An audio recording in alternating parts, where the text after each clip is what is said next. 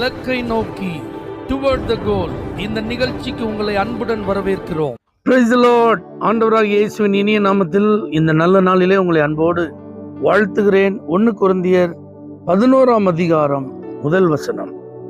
நான் கிறிஸ்துவை பின்பற்றுகிறது போல நீங்கள் என்னை பின்பற்றுகிறவர்களாயிருங்கள். அப்போஸ்தலனாகிய பவுல் ஒரு ஓப்பன் ஸ்டேட்மெண்டா சொல்றாரு பாருங்க. ஒரு வெளியரங்கமான அறைகூவல். நான் எப்படி இயேசுவை ஃபாலோ பண்றனோ அதே போல நீங்க எல்லாரும் என்னை பின்பற்றுங்கள். அப்போ ஆண்டவரை பின்பற்றுகிறதில் ஒரு நல்ல சாட்சியான ஒரு வாழ்க்கையை அவர் வாழ்ந்தார் என்பதில் எந்த சந்தேகமும் இல்லை. ஒருவரும் இவருடைய ஃபுட் ஸ்டெப்பை பின்பற்றாதீர்கள், இவர் ஒரு தவறான வழிகாட்டி, இவரை நீங்க ஃபாலோ பண்ணா இயேசுவை விட்டு விலகிடுவீங்க என்று நாம் சொல்ல முடியாதபடிக்கு அவர் ஆணித்தரமாக ஒரு நல்ல ஒரு அடிச்சுவட்டை பதித்து சென்றிருக்கிறார்.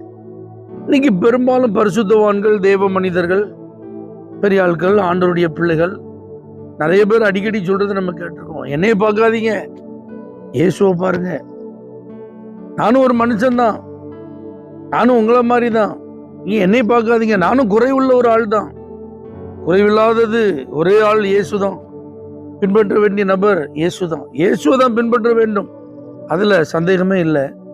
ஆனா இயேசுவை பின்பற்றுகிற ஒவ்வொருவரும் அவரை பிரதிபலிக்கிறவர்களாக இருக்க வேண்டும் என்பதுதான் ரொம்ப முக்கியம். அப்போ நான் குறைவுள்ள ஒரு ஆளு, நான் சரியில்லை, என்னை யாரும் பார்க்காதீங்க, இப்படி நாம் சாக்கு போக்கு சொல்லி ஒதுங்குவதற்கு என்ன இல்லை, வாய்ப்பு இல்லை.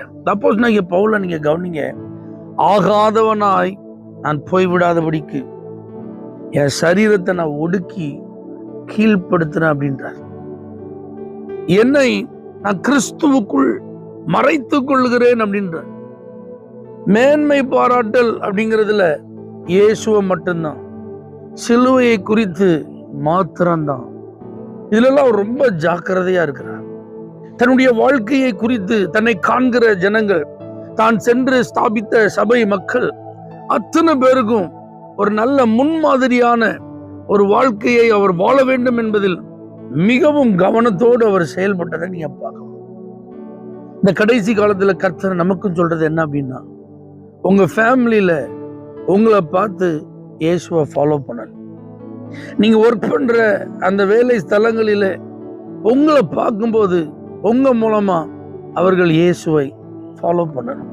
நீங்க வாழ்ந்து கொண்டிருக்கிற தெருக்களில் இருக்கிறவர்கள் உங்களை பார்க்கும்போது உங்களுக்குள் பிரதிபலிக்கிற இயேசுவை அவர்கள் காண வேண்டும். எங்க இருந்தாலும், ஒரு டிராவல்ல இருந்தாலும், ஒரு மார்க்கெட் பிளேஸ்ல இருந்தாலும், அல்லது ஒரு விருந்து உபசரணை நடக்கிற இடத்துல இருந்தாலும், நம்ம சொந்தக்காரங்களோடு இருந்தாலும், அறிமுகமே இல்லாத நபர்களுக்கு மத்தியில இருந்தாலும், திருச்சபையில இருந்தாலும், இந்த குறிப்பிட்ட சகோதரனை போல, சகோதரியை போல இயேசுவை நாம பின்பற்ற வேண்டும் என்கிற ஒரு அடையாளத்தை கர்த்தர் நமக்கு தர விரும்புகிறார். அப்படிப்பட்ட ஒரு வாழ்க்கை வாழ நம்மை அர்ப்பணிப்போம். நம்முடைய வாக்கிலும், நம்முடைய செய்கையிலும், நம்முடைய நடக்கையிலும், நம்முடைய நடை உடை பாவனைகளிலும், முழு வாழ்க்கையிலும் இயேசுவை பின்பற்றுகிற ஒரு நபர் என்கிற ஒரு அடையாளம் நமக்கு கிடைத்தால் அது ஒரு பெரிய பாக்கியம். ஆகவே இன்றைக்கு அப்படி ஒரு தீர்மானம் பண்ணுங்க.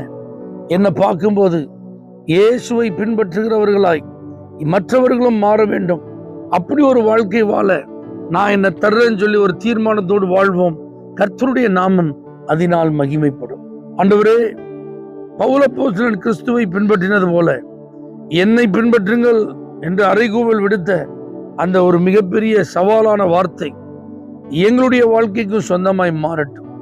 எங்களை பின்பற்றி வந்து இயேசுவை அடையக்கூடிய ஒரு வாழ்க்கை வாழ எங்களுக்கும் நீர் கிருபைத்தான்.